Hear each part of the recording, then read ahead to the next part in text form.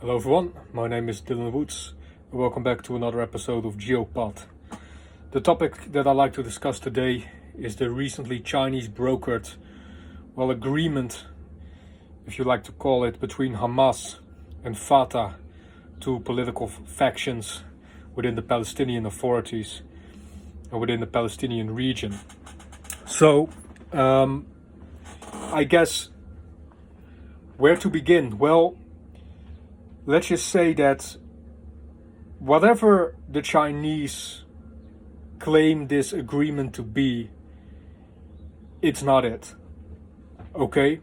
So when I say this, we have to understand that this is not the first time that various opposing factions within the Palestinian Authority or within the Palestinian political spectrum have come together and made, let's say, a necessity agreement to ensure either one party's survival or their combined collective survival. The same thing was done in the aftermath of the Israeli withdrawal in 2005 with the elections within Gaza, and we all know the results of that, and it's something that I will delve into a little bit further, deeper into this clip. So first of all, let's take a look at the objectives that both Hamas and Fatah have with this agreement. Okay? Let's start off with Fatah. Fatah has been playing second fiddle to Hamas ever since the elections in the wake of the Israeli withdrawal in 2005 out of Gaza. It was the aim of Fatah to be a part of a joint government, if you will, where they would have an equal say, or at least some measure of influence within the policies and the governance of the area.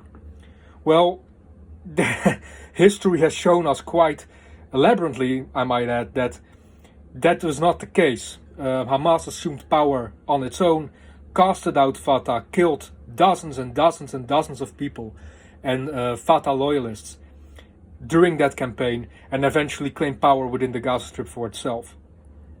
Even right now within the West Bank, Fatah is not as powerful, doesn't have the influence that it wishes to have or that it seeks to have. Hamas is still very present, not just in the Gaza Strip, but also within the politics within the West Bank and within the Palestinian Authority as a whole. So what Fatah aims to do here is pretty much perform a Hail Mary and say, okay, let's do this again. Let's set up an agreement with Hamas again and hope that this time we will be able to exert more influence and actually achieve some of the objectives within our agenda. So that's most likely what Fatah is aiming for here. Here's what Hamas is aiming for. Hamas is being hunted down by the most brutal Israeli campaign it has ever faced. Right now, Hamas is struggling for its very survival. Hamas understands that on its own, it will be very hard to maintain some sort of political influence, I'm not saying militarily, but political influence within the Gaza Strip, let alone the entirety of the Palestinian territories. So they hope that through an alliance with Fatah, regardless of the outcome of the Israeli campaign, they will be part of a future Gazan governing body, and they will still be able to exert their influence. Now, if history tells us everything, it is that Hamas in no way, shape or form intends to simultaneously rule with any other party that they deem opposed to their own ideologies and their own agenda. Hamas sees this solely as a means to an end. We're going to form an agreement with Fatah, we're going to regenerate, we're going to restock, we're going to recruit, and then when the time is ripe, we'll execute again, we'll cast Fatah out, and we'll retake control of the Gaza Strip and return to what it was before the Israeli invasion in the wake of the 7 October attacks. This is what Hamas wants. This is what Hamas seeks. Hamas has an ideology for Palestine, and it will stop at nothing to see that through. It will claw, it will manipulate, it will cheat, it will alter narratives, all in pursuit of that goal.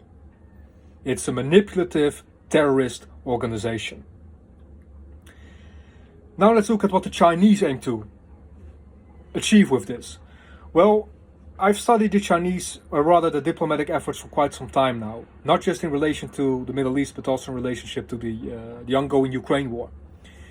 I believe what China is trying to do at the moment is push themselves forward in the geopolitical scene and act as kind of this alternative to Western mediation, right? I mean, for decades we've had mediations mostly executed by the European Union, the West, NATO, you name it.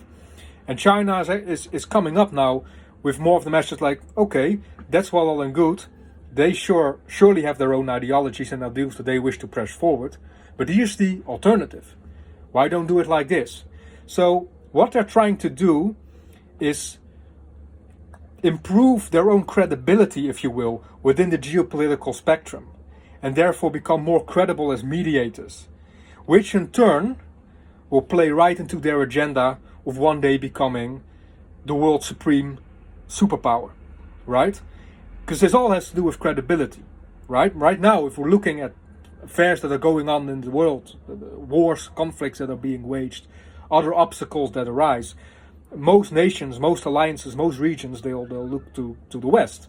They'll look to America to either finance, support, or intermediate it in one way or another.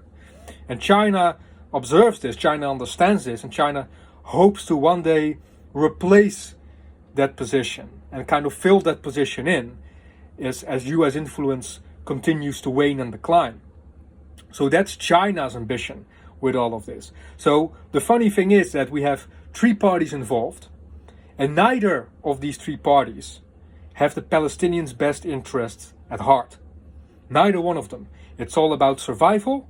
It's all about trying to achieve your own political objectives and exert your own influence. That's what it's about, and that's what it always will be about. And that's why any of such agreements cannot be taken seriously and shouldn't be implemented in any way, shape or form, because in the end, like I said, it will only bring us back as to what started this whole dilemma in the first place. So these are some of my thoughts regarding this Chinese brokered agreement, if you will, between Hamas and Fatah.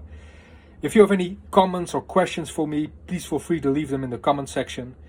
Although it's also fruitful to just send me a message directly. I'm mostly active on LinkedIn nowadays, but you can message me on YouTube, you can message me on Instagram or any other of my social media platforms, and I'm more than happy to reply to you as swiftly as possible. I thank you for your time listening to this clip today. I hope you leave a like, I hope you subscribe to my channel, there's more exciting content coming soon. Again, thank you for your attention, and I wish you a pleasant day.